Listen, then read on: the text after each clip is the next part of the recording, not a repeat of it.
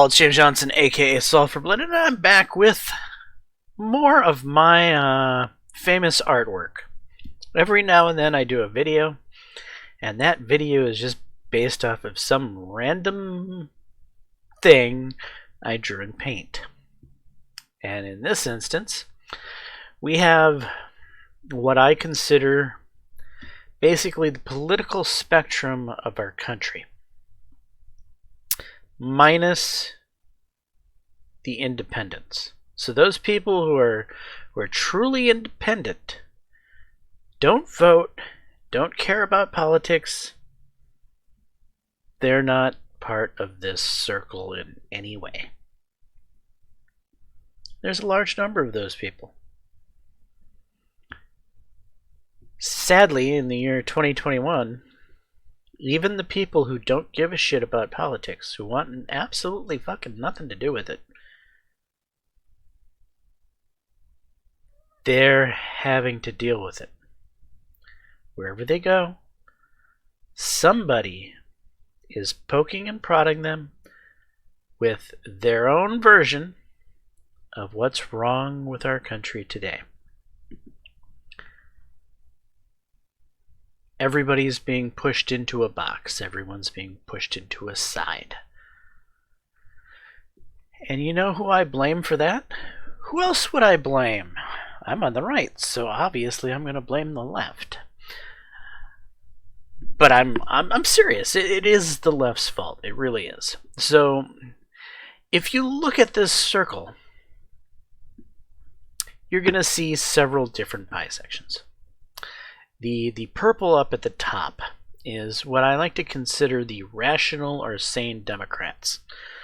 So with the circle being basically split in half, the orange and red is the right, and then the purple, dark blue, lighter blue, and gray blue, that's the left. Well, the left has more factions. The right, for the most part, is far more cohesive. We're all equally oppressed together. And we're all equally oppressed by a small group on the right. Or not on the right, on the left. That small group is the group I like to call the ruling class, or the really dark blue slice of pie, which are separate from the same Democrats. So the sane Democrats and the neoliberal or the corporatist ruling class, examples like Joe Biden, Hillary Clinton, Bill Clinton, Barack Obama, John Kerry, they've been around the block, and they've been courting the rational, sane Democrats for years. So rational, sane Democrats and the neoliberal Democrats were kind of a cohesive unit. And over the years, they had their little pet projects. Little pet projects I don't think they ever imagined would turn into hand-biting monsters that they've become. You know, little movements like the whole wokeism thing, the SJW thing, the feminism thing, all of these things that the left likes to try to use to control the low information voter has kind of gotten out of their control. And it's allowed for a new competing faction in the Democrat Party that I like to call the Marxists or the progressives, or some combination of the two therein. Examples are your AOC, Bernie Sanders, and the Squad. Those guys are pretty popular in the Democratic Party. They're pretty popular with the low information voter. And so you have a unique tug of war being played over the low information center of the left, the people that watch CNN and MSNBC. the wokists, the SJWs, the feminists, all that entire largest piece of pie of the Democrats is being fought over as we speak between the Marxist progressives, the AOCs, Bernie Sanders, and the squads. They want to get control of that big slice of pie that the neoliberal corporatist types, the ruling class, have controlled for ever so long through various government programs like welfare, food stamps, etc. You know, keep the people poor, keep them dumb, and keep them relying on your handouts, so that they always vote for you. You always see that, you know, the poorest school systems, which is generally what you're going to find in cities. Usually where you find the worst teachers are in cities. Usually when you have the best ratio of teachers per students and you have the best students is usually in rural America, in the countryside, where there's less students in the classroom and teachers can spend more time with each student, and teachers actually fucking give a shit about their job and they're not in it for just a paycheck. And shockingly, rural America is overwhelmingly on the right, is overwhelmingly part of the popular Trumpism movement. This coalition that I call Trumpism is made up of more than just your garden variety Republicans. It's made up of just scores and scores and scores of 1980, 1990, hell, even the year 2000 Democrats that have watched their party go so far gone that they're just like, yeah, we can't deal with that anymore, and they're now part of the right.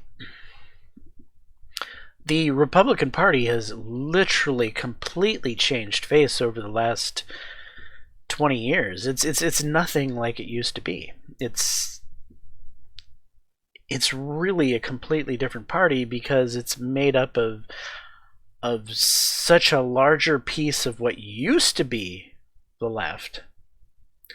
So all these people have kind of migrated into the right, which has really pulled the right to the left, if you will. The right is very moderate compared to what it used to be.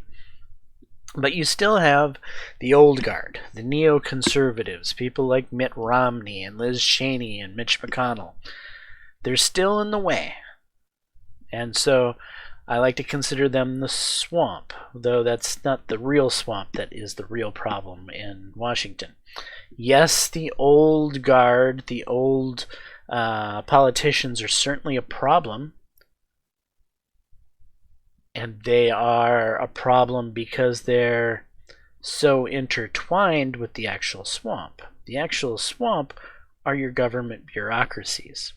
The non-elected people in Washington that run the country.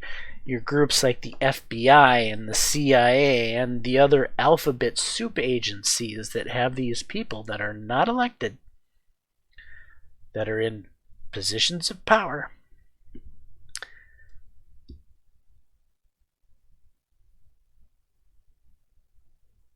And with those positions of power, they shape how our country goes. The FBI should be disbanded. It needs to be gotten rid of. The CIA just needs to be gotten rid of. We need brand new intelligence agencies. And I don't know how to work them, but they need to not be tied to Washington in any way. In fact, I think the intelligence agencies should be split away from civilian government as a whole and completely tied to the military.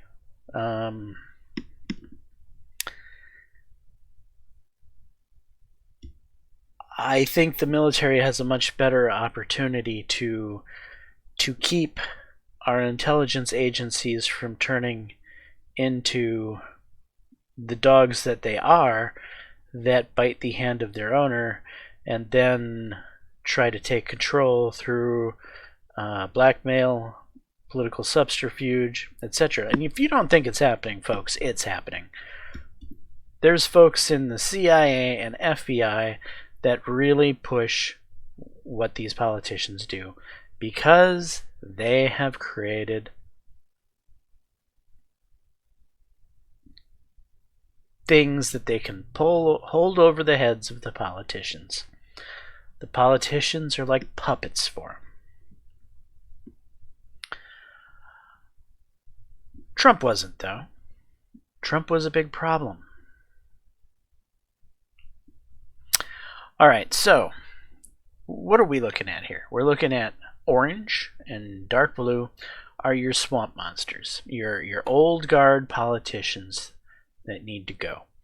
The dark blue is the ruling class. That's your neoliberals, your corporatists, your Joe Bidens, your Hillary Clintons, your Bill Clintons, your Barack Obamas, your John Kerrys, the guys who have been pulling the strings of the low information voter for years by, giving them handouts, giving them their food stamps, giving them their welfare checks, telling them how oppressed they are and how they're going to make it better, and they're the only political party that really cares about the poor person, and blah blah blah blah blah.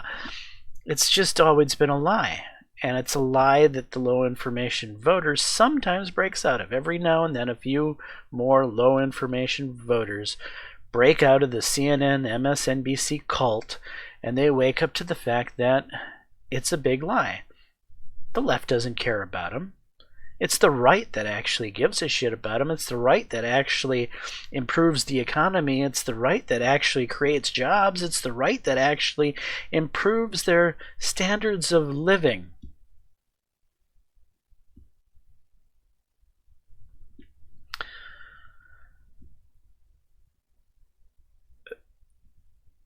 So that dark blue piece of pie is scared right now. And the orange piece of pie is scared right now. Those two pieces of pie have been so used to being in control of this country for so long.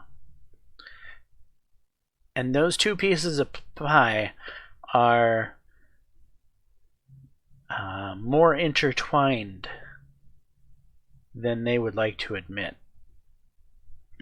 They're far more willing to help scratch each other's back if they can keep all of the rest of the circle in check and in line. But the neocons, they've lost their control on the Republican Party. It's gone. It's not their party anymore. They're barely hanging on. And they know it.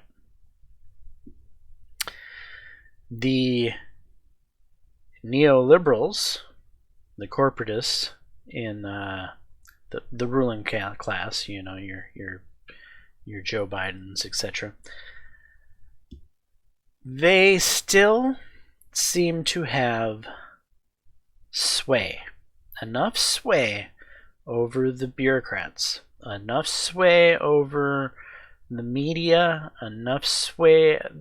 They have the right powerful allies, the FBI, the CIA, the majority of judges, the mainstream media.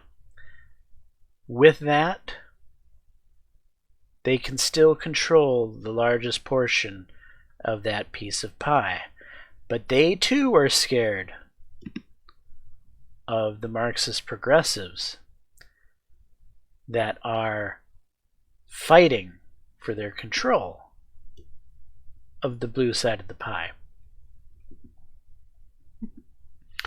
And what's happening, what is really happening right now, is there's members of that low information class that's waking up and they're joining the red. Every day, the blue pie gets a little smaller. Every day, the dark blue portion of the pie gets a little weaker.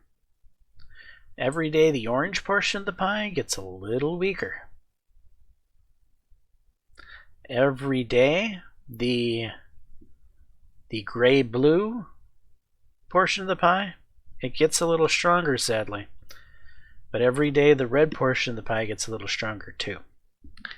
And as long as the portions of the pie that are not the swamp, that are not your orange and dark blue, are getting stronger, you're going to see censorship increase even more and more in the US. You're going to see us frequently having our personal liberties violated. The things that are going on are only going to get worse. At least until 2022 and 2024 comes along. Because one of two things are going to happen in 2022 and 2024. Either some of the states are going to rectify their voting issues, and we're going to have an honest election, and the honest stewardships of government that ran and actually got the popular vote and actually got the majority vote via the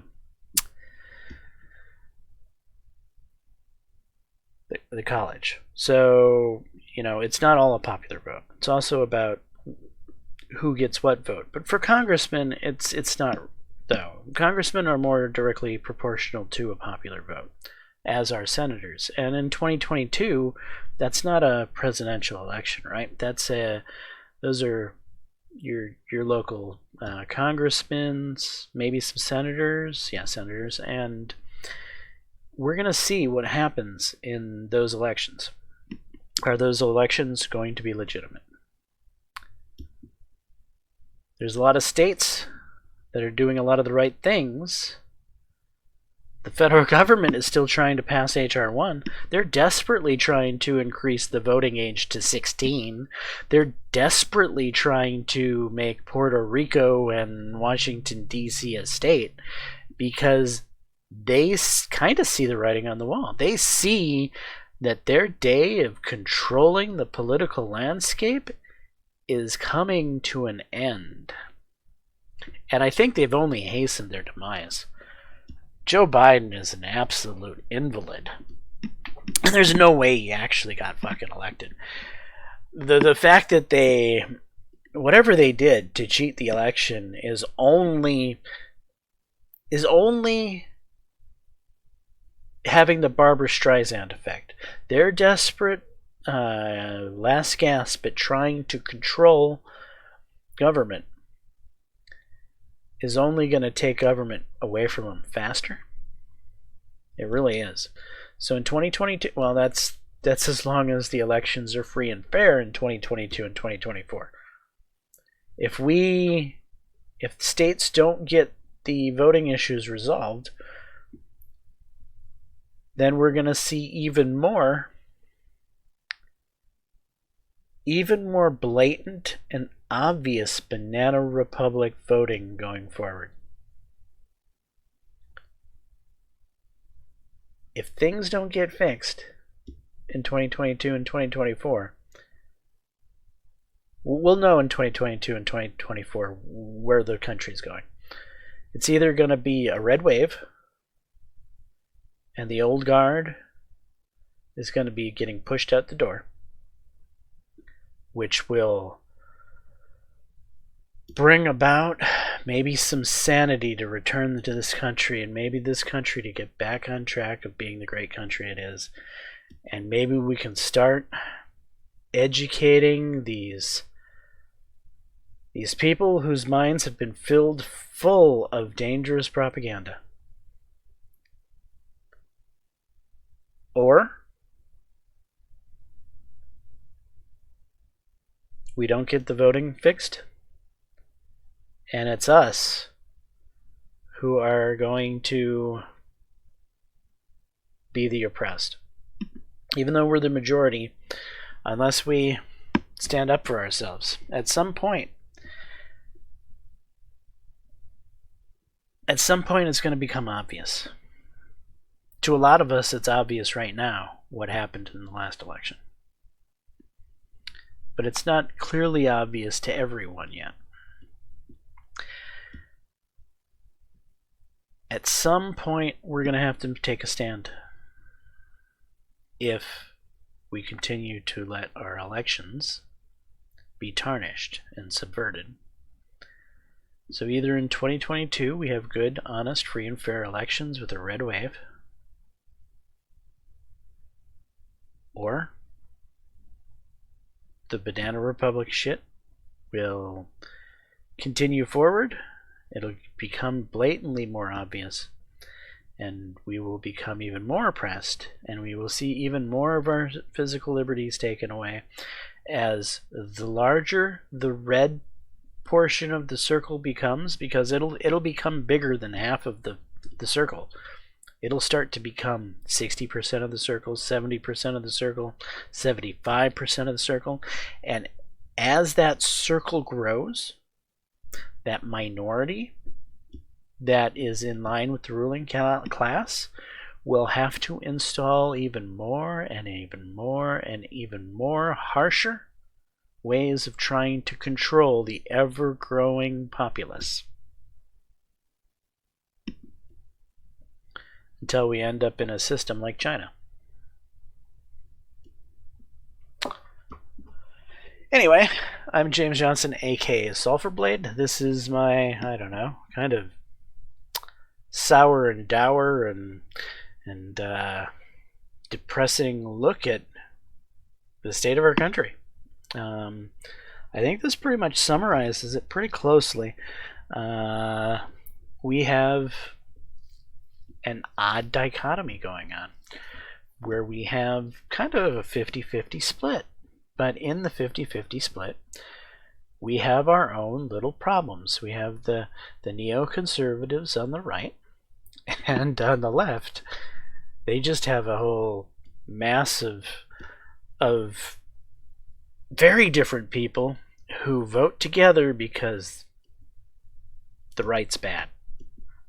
Donald Trump's bad. That's not going to work forever, because the right's not bad. The right is filled with probably the majority of the smartest and sanest members of this society, the most patriotic, the most heroic, the people that are going to go to bat for you, the people who are likely your police officers, the people that are likely your firemen, the people that are likely, your neighbor. But the left is your kids living in their parents' basements, somehow the teachers, the educators, Hollywood. I don't know why artists are always so far gone, but they tend to be.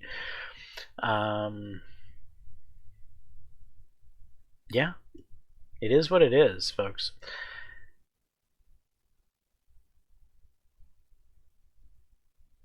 And I think things are only going to get worse before they get better.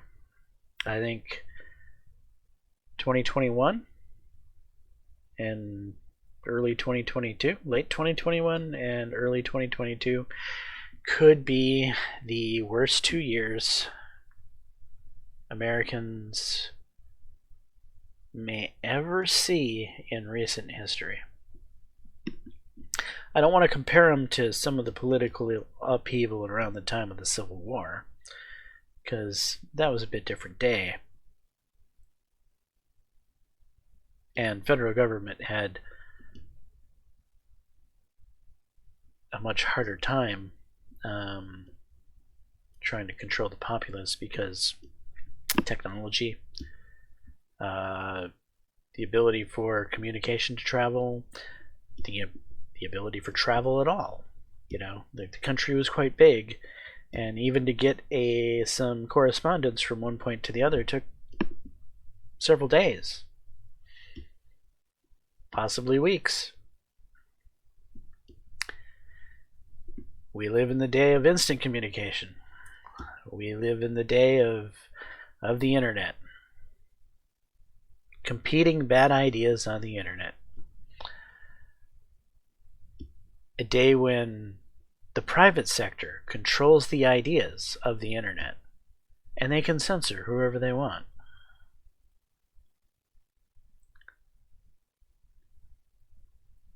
But at some point, it's all got to give. At some point,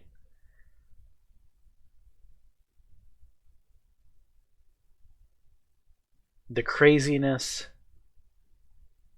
will be overcome by sanity. Because there's more sane people in the world than there are insane people. And that's what I got for you. I'm James Johnson, aka Sulfurblade. This is my content. Hopefully you're enjoying it. If so, please leave a like and subscribe. And until the next time, all. Peace.